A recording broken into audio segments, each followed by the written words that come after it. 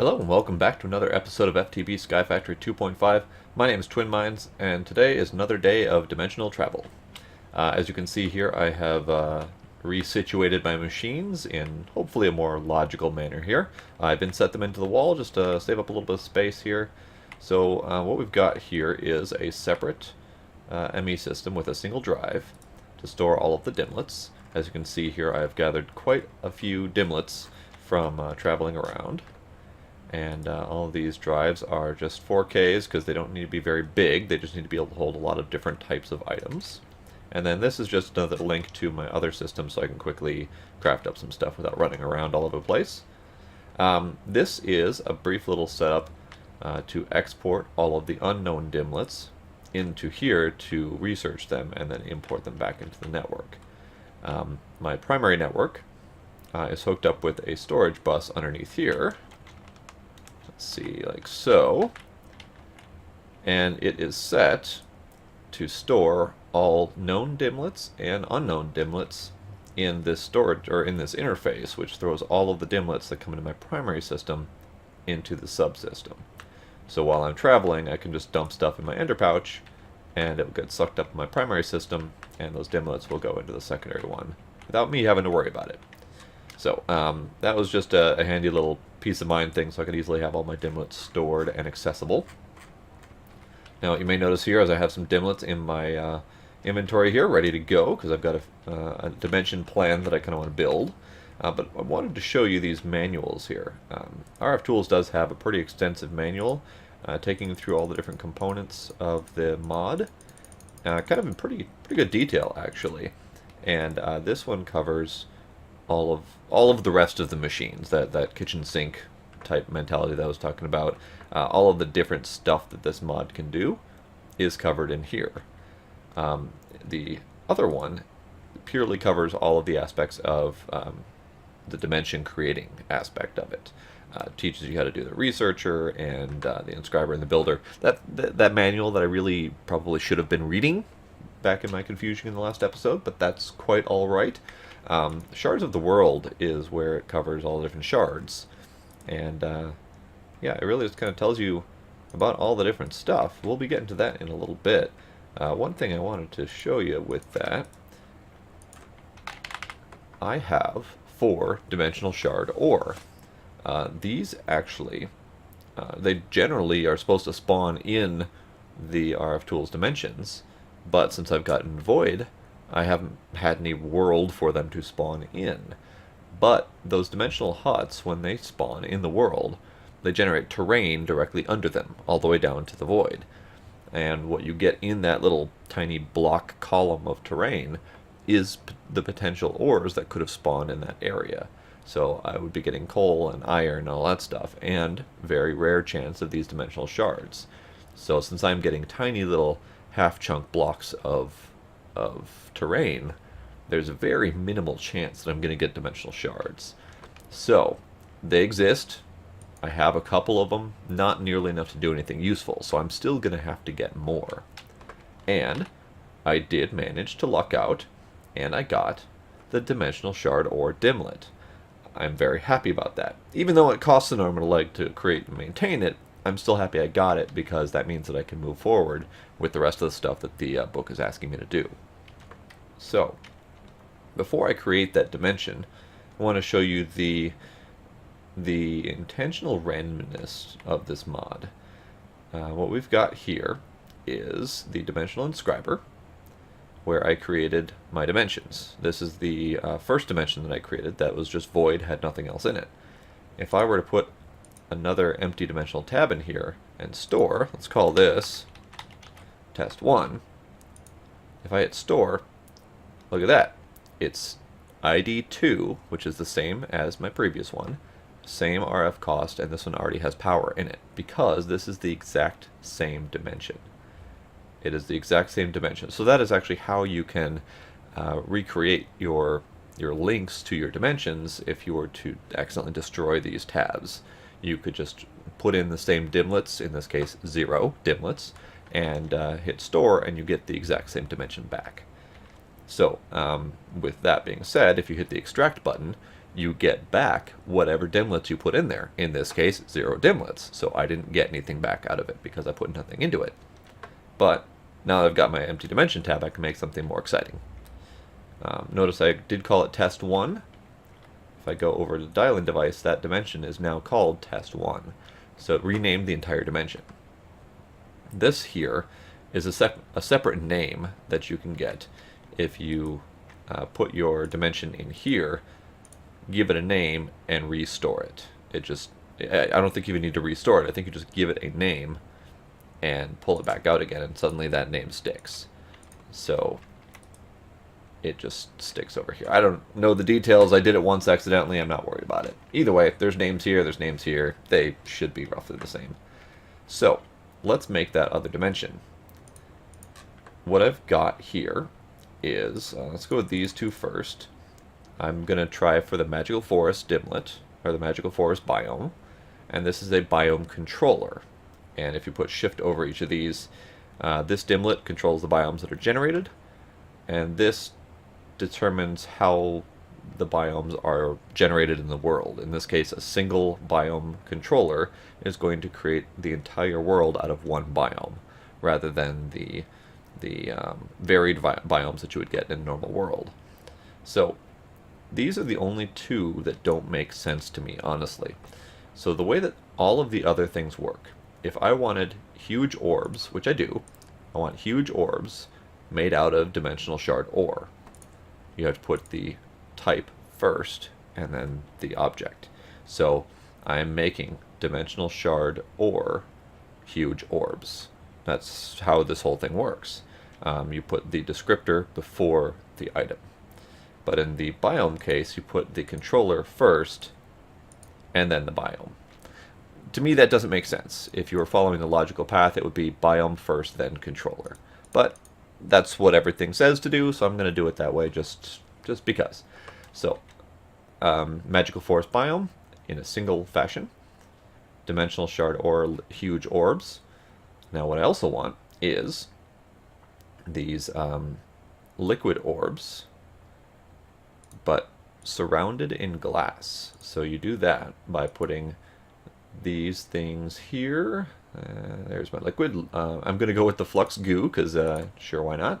And then liquid orbs. So I've got flux goo glass covered liquid orbs. I'm pretty sure that's the way that works. Give me just a sec to check that. Now, I think it is the other way around. I'm not quite sure on the details on this, but this was the suggestion that I found. The glass is the covering, the liquid is the majority makeup of the orb, and then this is the orb type. Then what else I'm going to do is I'm going to throw in some wisps as the mob, because why not? I know the wisps are things that drop things that I need, so I'm going to do that. And then I'm going to color it up a little bit. We've got dark red colored sky, cyan fog, a large sun, a large moon, and I'm just going to default the weather. I just wanted to do the default weather because if you don't define it, it can randomize it. So if I did not define the weather, I could get massive thunderstorms or rain or whatever. What I'm doing here, though, is I'm risking the chance that I'm not going to have an effect. I might actually do that. So these are all the effects that you can have, and they offer basically potion-like effects that happen throughout the entirety of the world. So I could add haste into the world. I don't know if I want to do that because some of them are pretty pricey. However, if you give yourself a debuff, you can actually reduce the energy costs of it. So that's a way that you can kind of mitigate some of those excessive costs. But what I think I'm going to do is none. And notice there it says rarity 0 craftable. This none, even though I only have one of them, I can make more of them. So I think I'm just going to go with none, just to spare myself any crazy debuffs without expecting it. And I'm going to call this... Sure, why not? Let's call it shards, because that's where I'm going to be getting my shards. The rest of the stuff I'm putting in here is more for fun than anything. The flux goo I may be able to make use of, but I'm not sure yet. And the wisps I can definitely make use of, so we'll do that. Store that, and it tells you the shard or the dimlets that you've used, and it tells you the creation cost and the maintenance cost. it's going to cost me an arm and a leg. But I have plenty of arms and legs to spare, so... Oops, that's right, I moved my on-off switch down here. I'm going to turn off the lasers, so I have full energy incoming. And then I should be able to create this no problem. Now, my previous dimension does have to come out of here. We'll cover that in a little bit. I'll let those tick down in energy, though. And that is going to take a heck of a long time to build. And this is where I might need to increase the energy coming into this thing, because it's just going to be really slow. But since it's going to level out at 18,000 RF per tick, the 20,000 that the conduit is able to do should be enough, assuming that I don't have more than 2,000 RF per tick going elsewhere on that same line. We will see. I might need to do the little change up of energy incoming here. So I'm going to let this sit and wait for a little bit, because it's going to take some time to do. Alright, that is done. We've got some energy incoming here. It's going to take quite some time to fill up, but as long as it's receiving energy, it's not going to be a big problem. So, shall we? I've already dialed it up here, and we should be ready to go.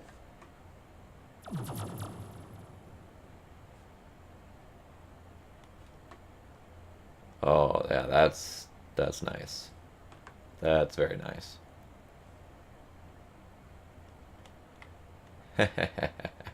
Okay, I kind of figured that might happen. The flux goo has a chance to turn into flux creatures. I wonder if capturing them might be a good thing. Yeah, let me do that. I will set my teleporter here, I think. Sure, why not? Right. Let us go grab those, just to have one. I can always make use of them in some fashion or another. Which means I need to break into here. Thermic slimes.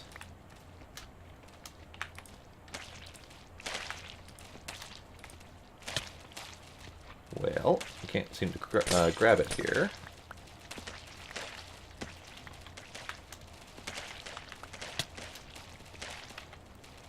Oh god, they're throwing goo at me. That's not good.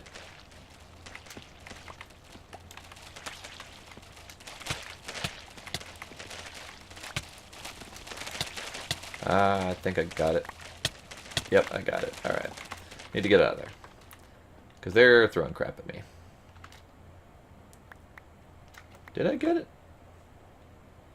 It says I got it. Yeah, health 94. That sounds about right. I need to move this tainted goo out of my inventory. So, that's going to be interesting. Yeah, every single one of those flux goo spheres is going to contain stuff like that. So, that might have been a wash, and it's probably going to be too expensive. So, I may end up stripping this of that liquid, but we will see. But I got what I came for. These giant spheres of dimensional shard ore, that is exactly what I wanted. So what I want to do with that is a couple different things. First I need to get some, so let's go mining a little bit. I'm not going to mine the one that my platform started on, so let's go over here and check to see what we've got in here. I do like to break these things down.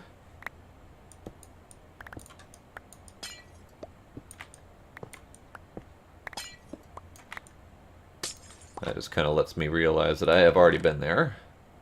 Black stained clay, wonderful. Black clouds, alright. So I've got some unknowns, that's good. And then I also typically will come in here and take out these entire pillars, but I will do that at a later time because I'm not worried about it. We do have our red sky, and we do have our cyan fog, so that's kind of neat. So let's grab some of this stuff. I'm just going to vein mine it.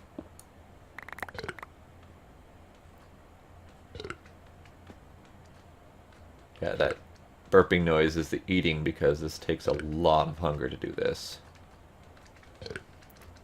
I think I'm done vein mining it for now.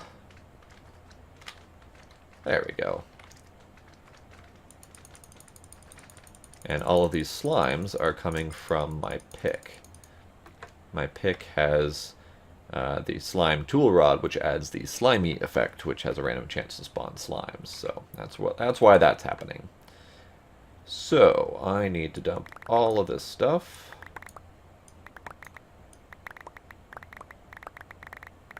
Oh, good lord. Maybe I mined a little bit too much. Maybe a little bit too much. So what I'm going to do is I'm going to cut here. I'm going to go process all of this ore, and then I'm going to come back and start using it. So I will be back once all of that mess is taken care of. Okay, so I got a couple shards, only 19,000 or so. Don't worry about that. What I need next is I need a machine infuser. And what this does is it infuses the various RF Tools machines with the power of these dimensional shards, which are kind of a crystallized essence of dimensional travel, I suppose. So if you push shift over most of the machines in RF Tools, they give you the information of the infusing bonus. So the book tells me that I have to infuse a machine infuser to 100%. What that means then is I need 2 of these machine infusers, one to do the infusing of the second machine. So I'm going to build 2 of these right now,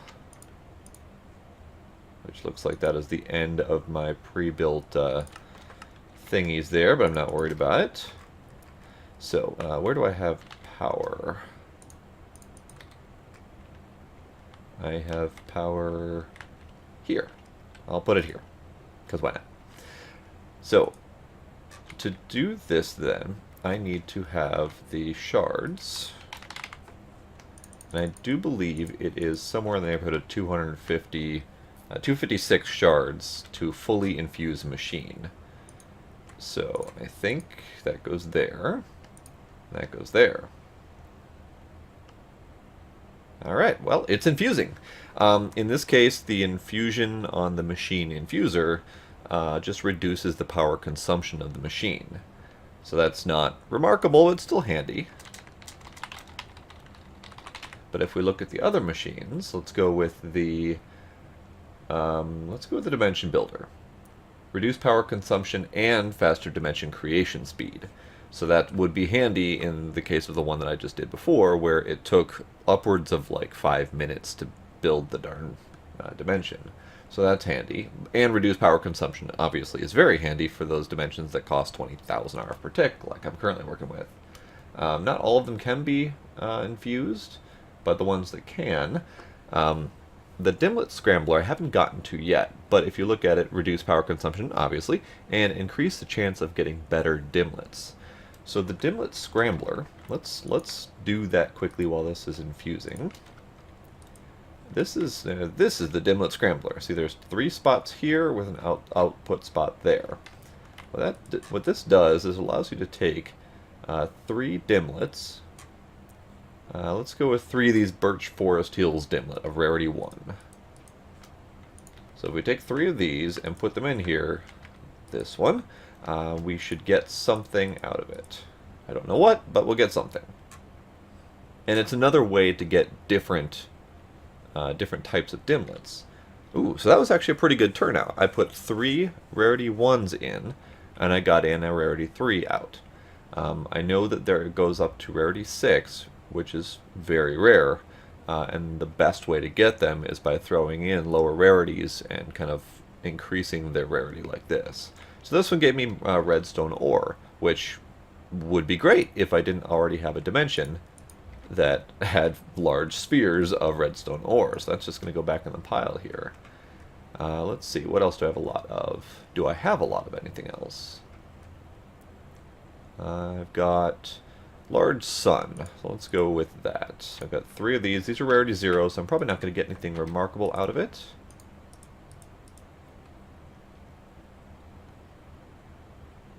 No, I didn't get much, but I got Ravines feature, so, you know, it's a thing. Not something I'm probably going to do too terribly much of, because I'm getting significant dimlet input from the dimlet huts that I've been wandering around collecting on my off time. So I'm not too worried about it. Ooh, I've got structures, stronghold. So this one might be one to have fun with putting it in a dimension. Now, in a void world, the structure is going to be kind of floating in midair, but that's okay. That's okay. You can also get terrain types, and the terrain types can be things like flat or mountainous or whatever. But in this case, since void is the only thing you can get, it's also the only dimlet that you're capable of getting. So I'm going to have a lot of these void ones. It is also craftable, so you could just make a void dimlet without too much effort. Let's see. Ah, there we go. These are all the ones that are craftable by you. Liquid as the default, so you could just tell it, I want default liquid, which in most cases is going to be mostly water and occasionally lava. You can tell material defaults are probably cobblestone, dirt, that kind of stuff. Default mobs, so the standard spread of mobs, sky normal, etc. So basically, if you were to craft up every single one of these, you would have a pretty boring vanilla generic world. Everyone would be familiar with that world. It would be something that you could just kind of reset and have a normal world to work with if you needed to. And then you can also craft up the digits. You start off, I think, with 0, and then each time you craft it just gives you the next number up. And as I said before, these are just a way to add additional randomization to your world. So if I were to rebuild the dimension that I just built and put a 0 in there, or a 1, or whatever, I would get another randomization of that. In the case of... There it is. In the case of this dimension, since I've dictated so many of the dimlets, there's not so much that could be randomized. So I might not get a drastically different world, but it would still be a different world with a different seed. So if I were to, say, have tapped out most of the resources in a reachable range, I could generate a new one with a different seed and have nearby resources to work with again. Now, as for the power problem, I was having a power problem, so I just tacked on my Tesseract on the back there. No big deal. Now, I want to go back in here, and I'm looking for something specific. And the reason that I made this a magical world, or a magical forest biome, is I'm looking for a peck. Now, I've got these wisps, and I will probably also want one of these as well, but I know that they're in here by design. I've put them in here intentionally, so I should be able to find them pretty easily. But what I don't have easy access to is a peck. And that's one thing that the book mentioned. I need to be able to capture a peck and trade with it. I want them for other reasons, but at the very least I have to capture and trade with it to fulfill the needs of the book. So I'm going to wander around here a bit, and I will come back when I find one. Alright, I have found the peck. Now, I have already captured one, as well as a wisp, so I want to kill him and see what... let's see if he'll trade. Will you trade? You won't trade. So let's kill you. That was an odd noise. Alright, so what did he give me? He gave me nothing but an uncommon treasure. Okay, fine. So, I know that the peck... Actually, here's a couple more. Will you trade with me? Okay. I got some interference. They make odd noises. Just strange. Alright. So, the peck dropped these mana beans.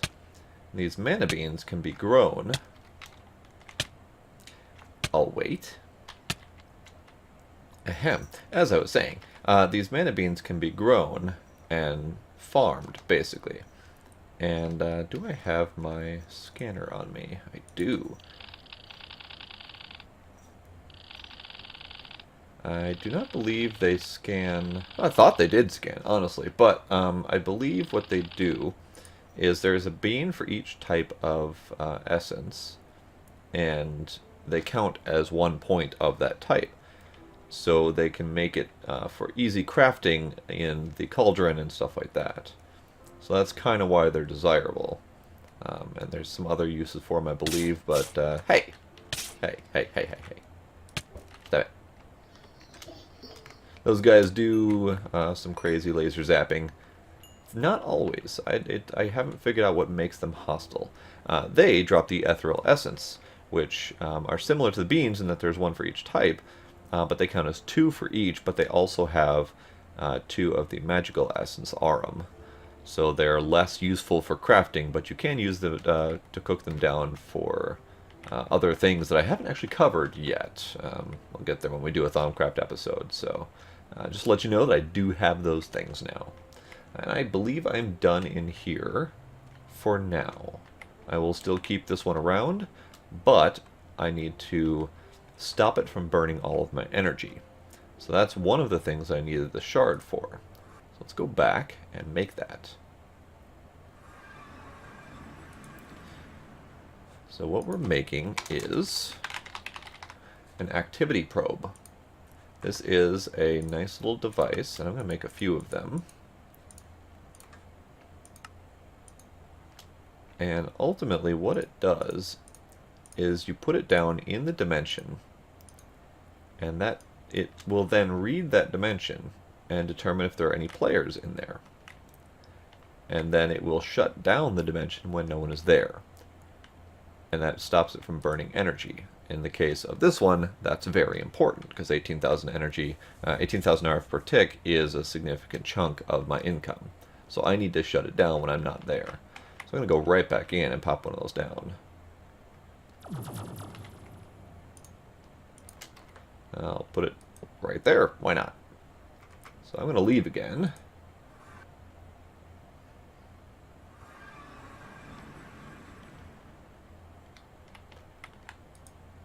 And if I take this out, notice the power is not going down. That is because that activity probe is doing its job. It's knowing that no one is there, and it's just stopping everything. As soon as I go there again, it will turn everything right back on like there was no problem. So it's a handy way to control your energy if you have multiple dimensions. Now the other thing that can happen is the dimensions can run out of power. I'm obviously nowhere near on these, but if they do run out, the dimension kind of goes into a staticky pause almost, where mobs stop spawning or stop moving, water stops moving, all that kind of stuff, but it also will kick the crap out of you. It will make you dead in a couple seconds flat. So there is a device to stop that from happening. And I believe, there it is, the phase field generator.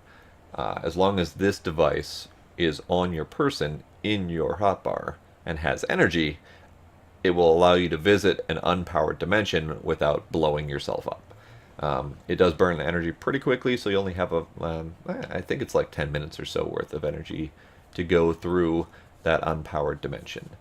Main reason for that is you may want to set up power generation within the dimension so that it can power itself, and you may have let it drain and don't have a way to power it again until then. There's multiple reasons for it, but ultimately if you're dimension hopping and you're not sure on the power of those dimensions, make sure you have one of these on you to save yourself. I have made that mistake a couple times myself, and I had a good laugh at myself about that. So make sure that you're careful about that. So now what I can do is I can dial in to my other dimensions and plop one of these down to save energy. Now they're only 15 and 45 RF per tick, so it's not a huge deal, but why not? It's cheap enough that I can justify having one in every single dimension that I go to. So why the heck not? That's not the direction I wanted to go. Here we go. So now if I dial the next one, I can fill that one up too. And then I have one spare for the next dimension that I make if I decide to make another one. There. All done, all clean, nice and tidy. That's the main one of the main reasons I wanted those dimensional shards, actually. The other reason, obviously, is the infusion that I have to do. So what I'm going to do is continue infusing. Let's notice I only got 50% there, and that was 2 full stacks. So 2 more stacks will fill it up. I'm going to infuse I think, all of my machines, because there's no reason not to. The only ones I won't infuse are the ones that can't take infusion, because I have 19,000 shards. There's nothing stopping me from infusing them all. But I need to do this one first and swap it out, so that this will infuse faster and cheaper for all of my other machines. So I'm going to go ahead and take care of that in the off time. I'm not going to do that right now. And I'm going to plop that right there, because why not? Now, as far as the peck, I want to see if this works, which means I need to get it out of my bag, I'm pretty sure. So these broken spawners are from Ender.io, and it's what happened when you break a spawner in the world. And it allows you to craft a spawner of the type of monster that you want. And it is through these powered spawners. So I'm going to need to make a couple things, and I think I have everything I need to do that. Z-Logic, I have an autocraft, or I have some on hand, that's fine. And then I have multiple different heads, and I can make a machine chassis. What am I missing there? I'm missing the electrical steel.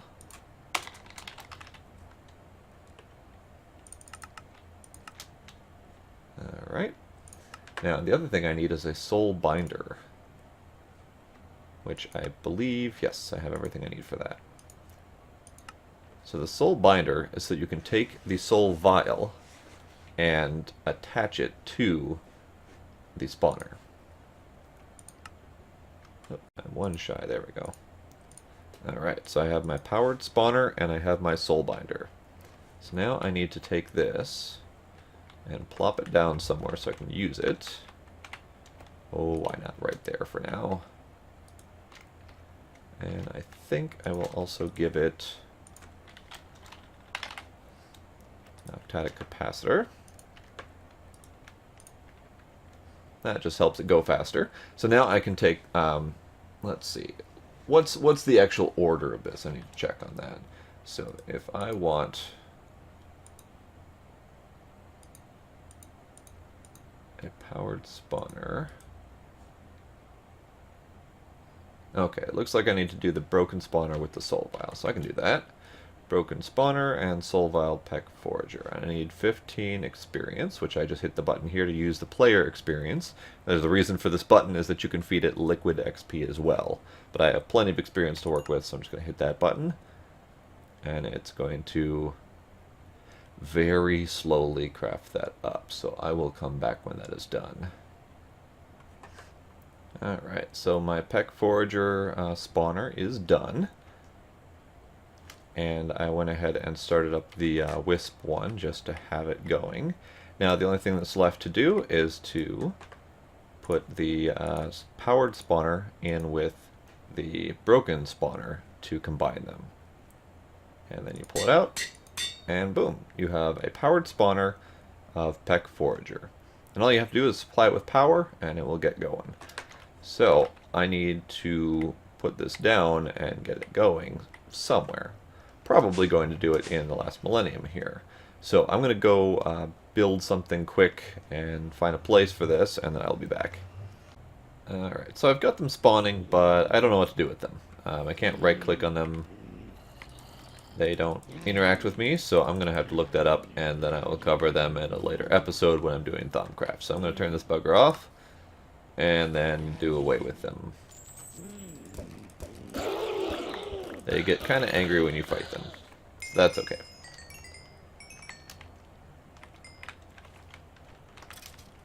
Now, they have given me bags and gold and knowledge fragments and lots of mana beans, so they are definitely a nice thing to either farm through the traditional methods or maybe have some active trades with them to see if they offer anything unique. So we'll get to them later.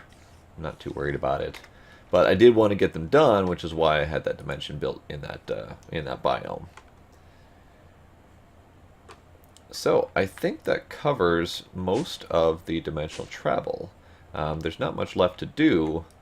I've built a dimension, I've stayed there for plenty of time. I will be infusing it to 100%, in fact, before I forget, since I forgot before. Grab a couple of those. Put away all of my junk. There we go.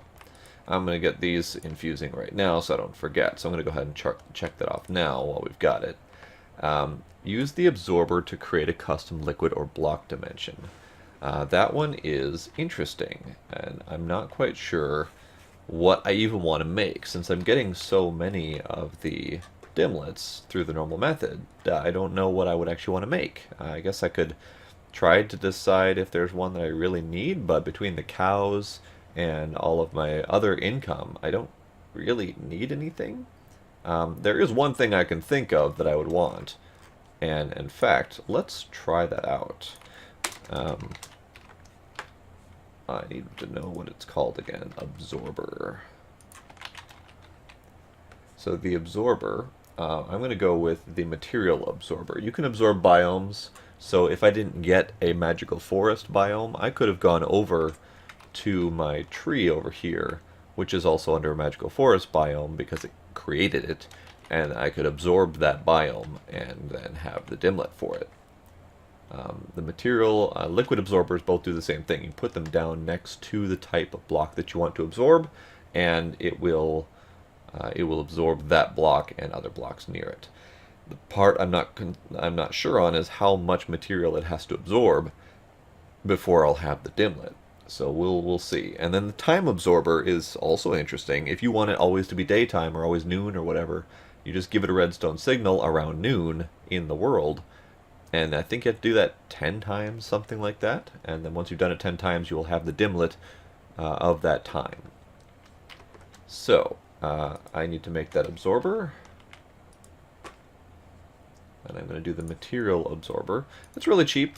There's not much to it. It's just stone and wool. Because these things are expendable. And I did speak wrong just a moment ago. You don't get the dimlet for the material. The material absorber itself acts as that dimlet. Sort of. We'll get to that in a sec. I need the material absorber, and the material that I'm going to do is diamond. I'm going to try to absorb diamond blocks. So I'm going to do that over here, I think. And it did say it has to go on top of. And it just ate it. Okay, so let's see. Looks like it's going to take about 100 of them. Let's see if it can do multiple. Yeah, I can do multiple. So I'm going to need to drop down 100 diamond blocks. And if I recall from looking, I had less than 200 of them to work with. So this is a pricey endeavor, but it will be worth it if I can make a whole bunch of large spheres of diamond blocks, because that would be nice to mine up. So this is going to take some time. So what I think I'm going to have to do is cover the creation of the next dimension in the next episode, because there's a lot more to that, and I need to read up a little bit more on it because it's still a little bit beyond my normal understanding, because it's pretty detailed in how you create that. So I'm going to go ahead and leave it here and figure all that stuff out, and then we'll get that covered in the next episode. So until then, I will see you next time.